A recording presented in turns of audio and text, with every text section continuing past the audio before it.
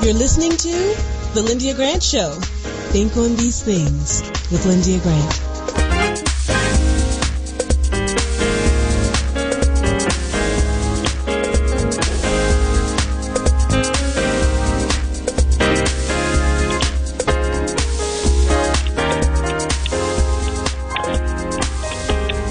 Well, good evening, Radio 1 listeners. Thank you for tuning in to the Lyndia Grant Show. Spirit 1340 WYCB, the oldest gospel station in the country, and it is the first contemporary gospel outlet in the United States. I love to tell you all that every week because it's true. Today is Friday, March the 11th, 2022, and we have both of our guests are on the line. We're going to hear from Dr. Julianne Malvo first, but I want to introduce you to our second guest, Dr. Mildred Rockymore Brooks. How are you today, Dr. Brooks? I am doing well, thank you. Oh, so good to have you here. Dr. Brooks is going to be talking to us on a topic about Women's History Month, but she's going to be talking about women's health and taking care of ourselves. So, and she's going to even give a personal testimony about how we can get so busy and forget about ourselves sometimes. So stay tuned. And but now we're going to go to Dr. Julianne Malvo. Dr. Malvo, coming out of California, what is it?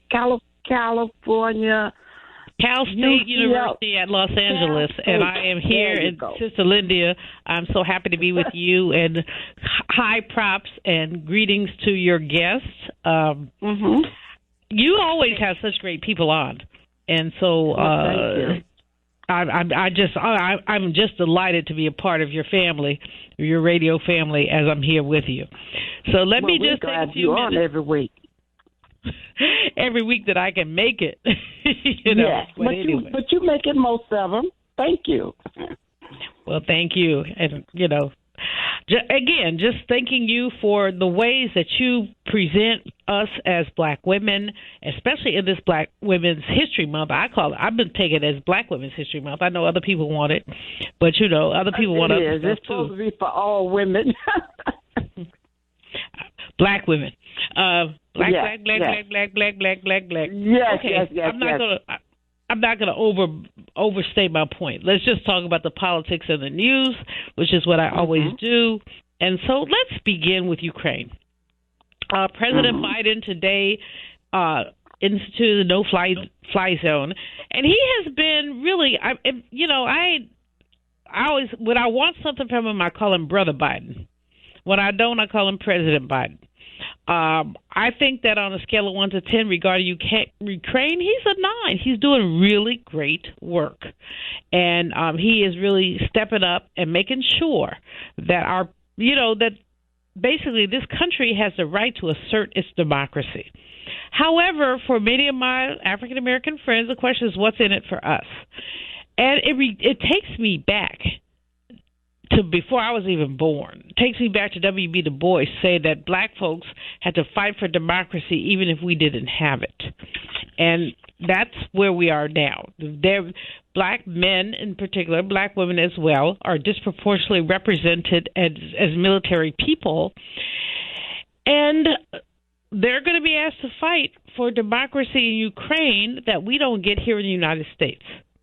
And that's just an issue and a challenge, and it's something that we, who are too old or too broke down to fight, need to take up the baton and say, y'all, we have to have democracy here, which means how come the Senate, who would go to Ukraine, would not give us voting rights? You know, I'm just saying. It's not really the main point, because the main point, of course, is the whole issue of what's going on in Ukraine. But at the same time, I think that, you know, those of us who are thought leaders, as well as, you know, our friends who are not involved in politics, call your senator, call your congressman. They did just pass this week the Emmett Till Anti-Lynching Act. But how long had that been languishing? And as you pass the Emmett Till Anti-Lynching Act, what about voting rights? What about the John Lewis Act? Somebody needs to take Joe Manchin and Kristen Sinema outside, have a paper bag party with them. And if no one knows what that is, Google it.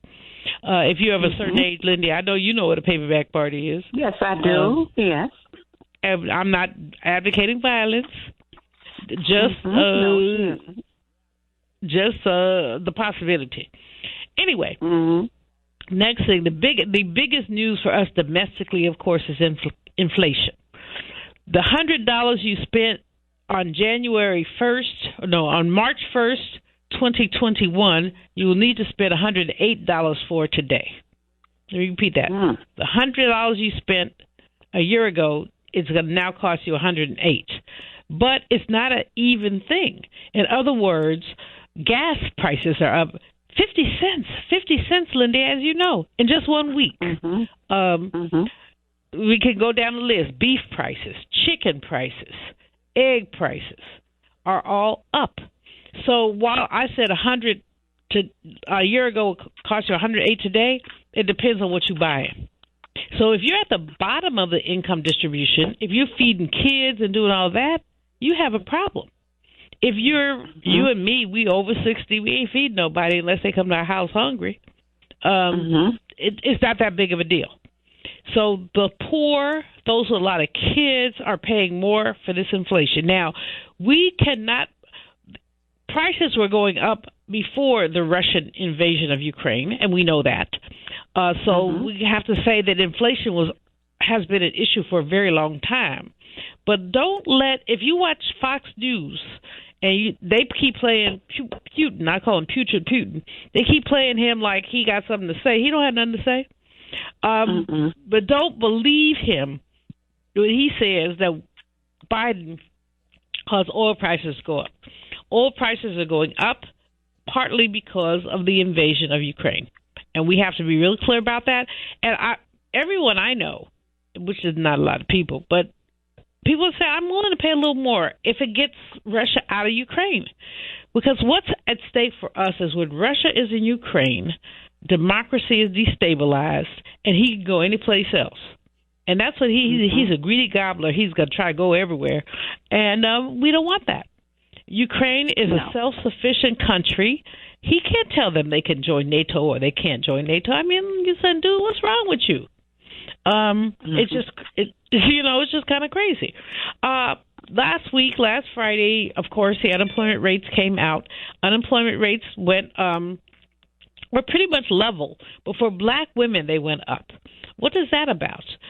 Black women are doing what other people are doing in this country. We're reevaluating our situation at work. Many people are saying, I ain't trying to do all that. Basically, sisters, we are overrepresented as teachers, nurses, and social workers. And in that overrepresentation, we're having more interaction with the public. The rules that the Center for Disease Control are putting out there are very confusing. You don't know what's going on. I mean, I just got off a plane yesterday, and you had to have your mask on. I landed here in L.A. Well, you don't have to have a mask on. So I got into an Uber, and the guy didn't have a mask on, and he said, you could take your mask off, which I did not do. But in any case, the rules are very flexible and fungible, and people are really upset about them. So we have to, what I would tell people, go on the CDC website.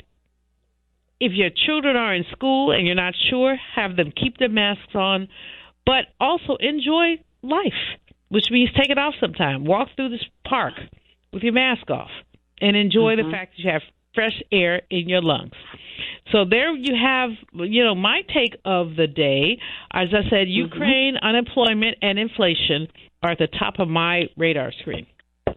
Well, I thank you because, as those of you who may not know, Dr. Julianne Malvo is also an economist, an author, college president. She knows what she's talking about, I tell you now. She's usually in high demand. So we love when she talks about politics and economics. So thank you so much, Dr. Julianne Malvo. Thank you, Lyndia. Have a great weekend. All right. Thank you. You too.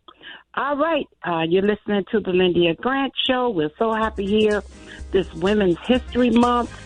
I'm excited about my guest. I know I don't supposed to say this, but I'm going to say it. Dr. Brooks, Dr. Mildred Rocky Moore Brooks. Don't you recognize Rocky Moore? She's one of the Rocky Moore children. I think about 12 or 13 of them. Her sister is Dr. Maya Rocky Moore Cummings, the wife of Congressman John Cummings. So I just wanted you all to know I was excited. I saw Maya promoting a photograph of her and her sister, and I got excited when I found out she was a medical doctor, and just contacted Dr. Maya Rocky Moore Cummings, and she sent me her information, and here we are.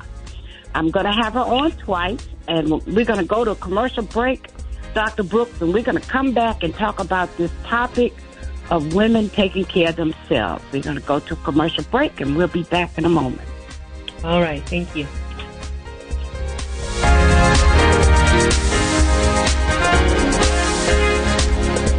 This is Frank Smith with the African American Civil War Museum in Washington, D.C., located at 1925 Vermont Avenue Northwest on the Green Line. Did you know that a recent study found that children who visit museums do better in school and in life than children who do not? So parents, teachers, and preachers, let's get moving. I promise you, if you bring your children to the African American Civil War Museum, they will be inspired by the images that they see.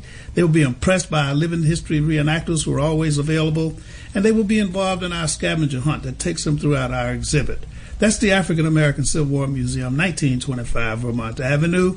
Our hours are 10 to 6:30 on weekdays, 12 to 4 on Saturdays and Sundays. See it. Be inspired. If it wasn't for my care coach at AmeriHealth, I probably wouldn't be so healthy right now. As a man, you know we don't get checkups or see a doctor regularly anyways. It's probably just a man thing because none of my partners go either. We know we should, but we just don't, and hope it works out. So what changed for you? AmeriHealth assigned me a care coach, somebody that gives one-on-one help, answer questions, explain things, and help set my appointments.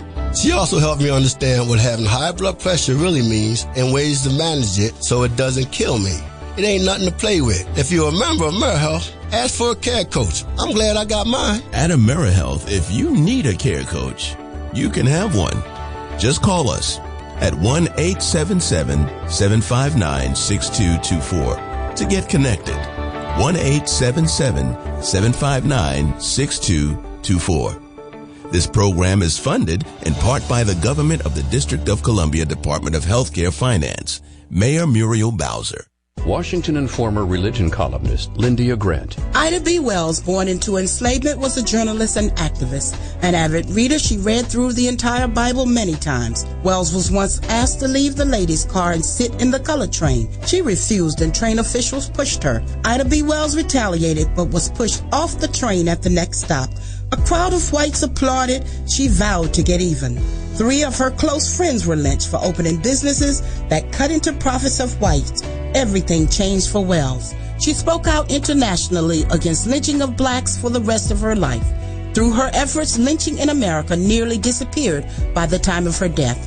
An NAACP founder, we salute Ida B. Wells for Women's History Month. Read more in the religion column of the Washington Informer, an award-winning African-American newspaper. We don't report crime or gossip, just positive news. Pick up the Washington Informer or visit us online at WashingtonInformer.com. Call 202-561-4100 for more information.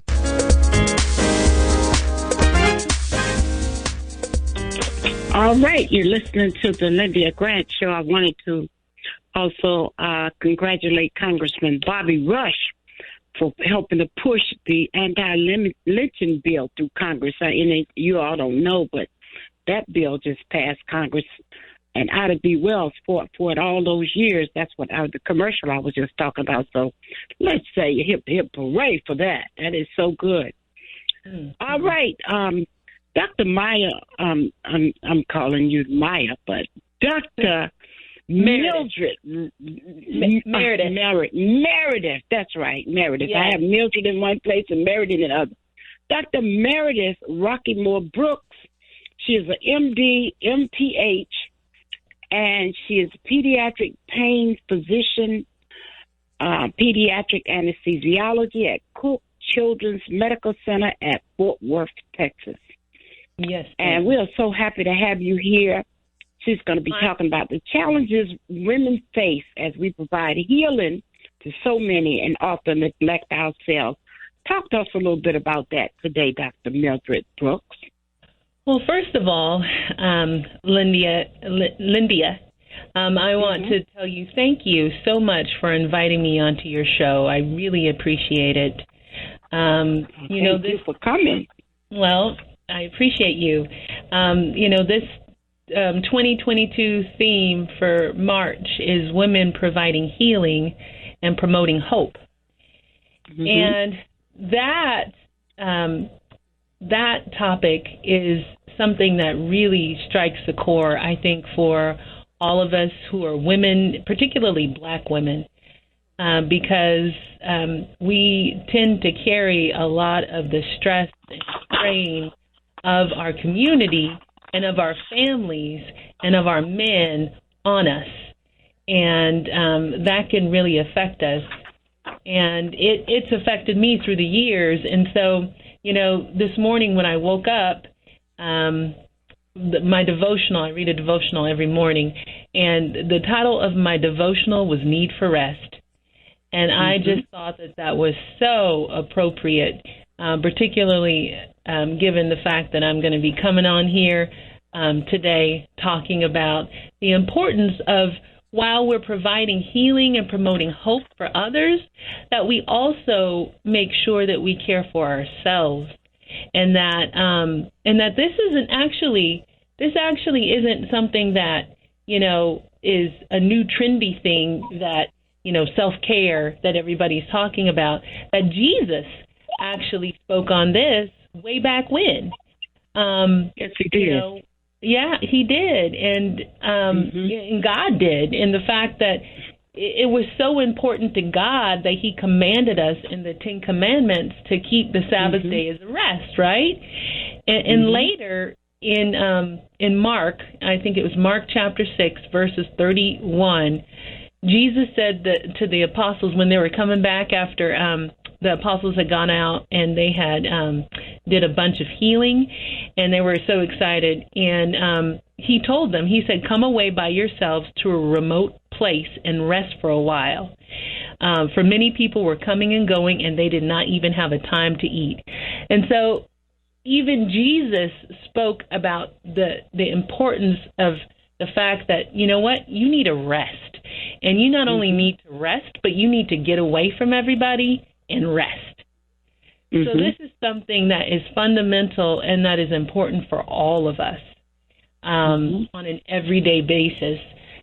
Self-care, the way that people tend to talk about self-care these days, it's almost as if it's like when I used to think about self-care, I would think, oh, well, that's for white women, that's for white folks, or that's for people that have a lot of money that can just go and take care of themselves. I can't do that. I have to go about my business every day and make sure that I dot all my I's and cross all my T's and take care of everyone. But it's not that. It's not something that you just do, that someone who's really rich can do. It's something that we all need to do, and it's a discipline. It's a discipline that we do for ourselves every day. And that could be... And Meredith, go ahead. Dr. Brooks, let me just add one more scripture in case you didn't have it. The 23rd Psalm, because I've written a couple of columns. Yes. Verse 2, it says, he maketh me to lie down in green pastures. He leadeth me beside the still waters. He restoreth my soul. Now, you can take it from there. Amen. Yes, he does. He restores our soul. And so then as we make that time to get away and to be still and to be silent and to turn off all the distractions of the world, that is when he restores our soul, and that is when we commune with him and he speaks to us.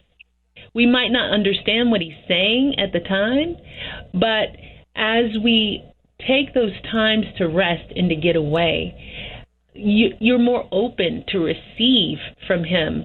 And so then as you're going about your day, throughout your day, you'll be able to identify little ways that he's speaking through you, through people or through circumstances or through things. You might see a sign and it speaks to your soul, and you know that he's spoken to you. And that's just so important, because that's the only way that we rejuvenate ourselves. That is so true. I'm a school teacher, and I was at school, and I remember thinking how the kids were so out of control.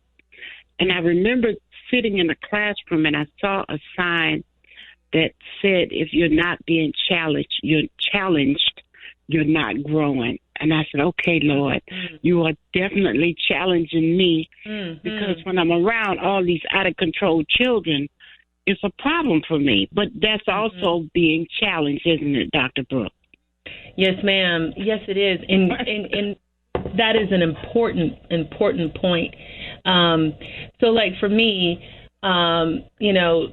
almost, I guess, 22 years ago, I was a medical student at Johns Hopkins there in Baltimore, and I was diagnosed with cancer.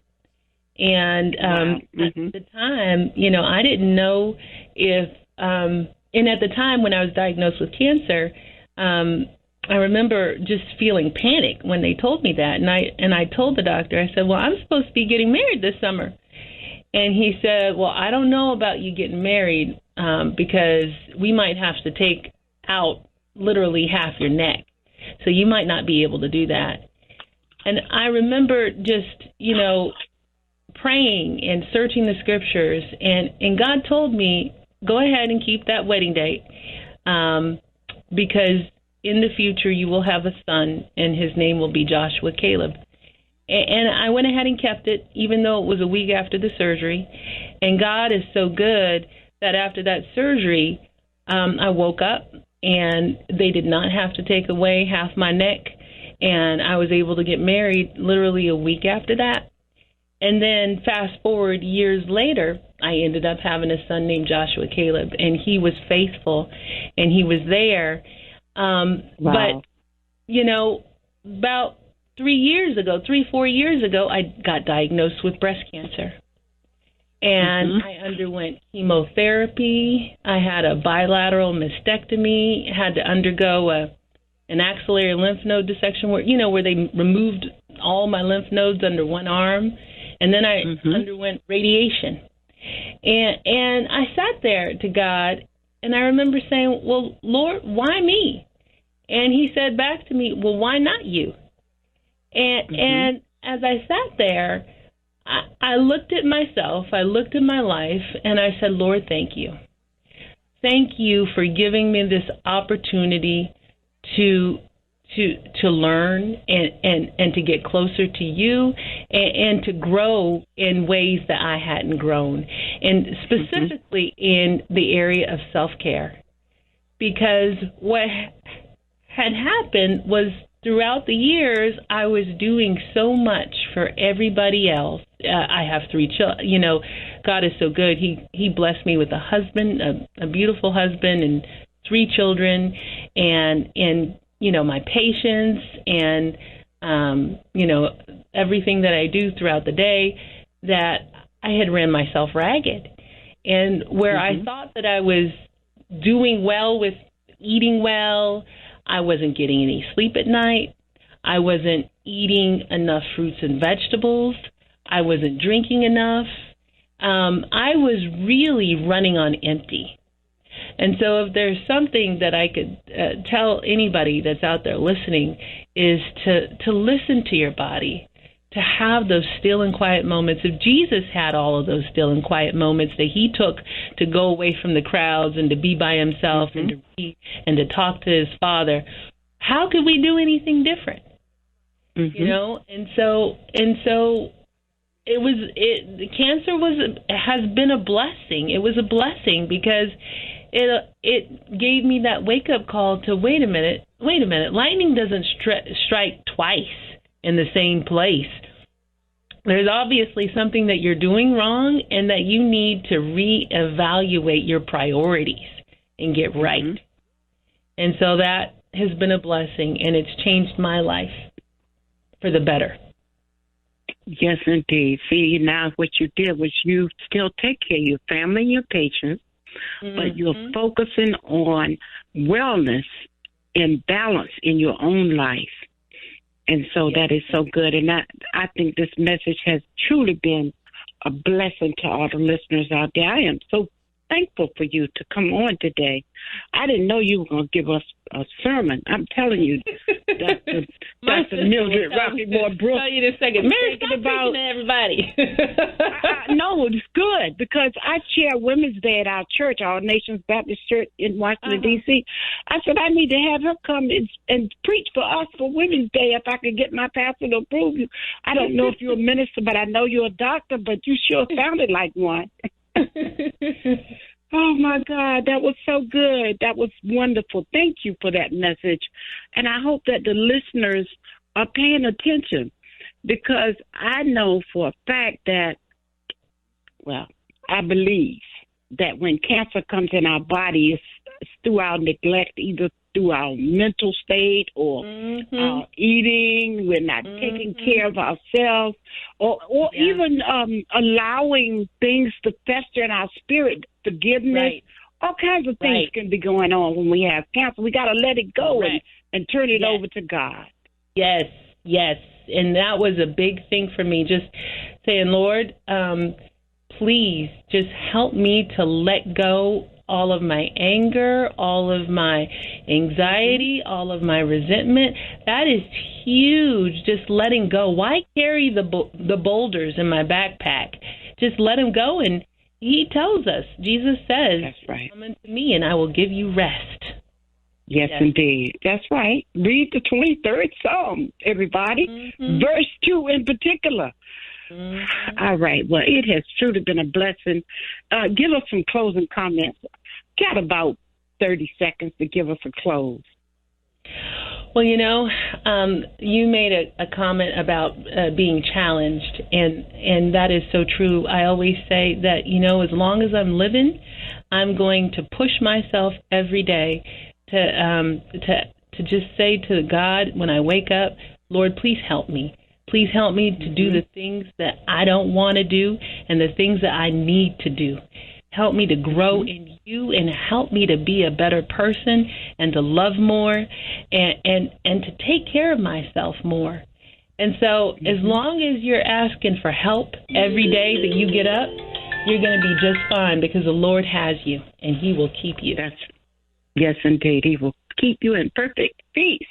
Thank you, Dr. Mildred Rockymore Brooks, and forgive me for writing Mildred. I had it in my computer incorrect, and I went back and corrected it, but when I printed it out, I must have printed the old one. So please forgive me. We do things in haste sometimes, and so it's okay. Romans 8:28 said, and I know that all things work together for the good to them who love God and who are called according to his purpose. And I know that's you and me. So whatever happened today, it was all right. Yes, ma'am. Thank you. And thank you to your sister, Dr. Maya Rockymore Cummins. I'm going to send you a copy of this show. I hope you'll share it widely. Thank you for being my guest today. You're welcome. You have a blessed day, and thank you so much for inviting me. All right. Thank you all so much.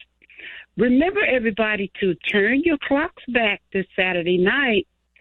We are approaching daylight savings time. We have to do that every year.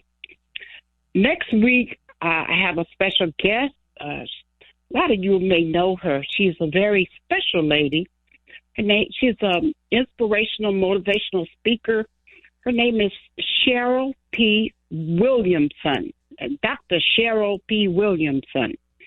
She's going to be our guest next week.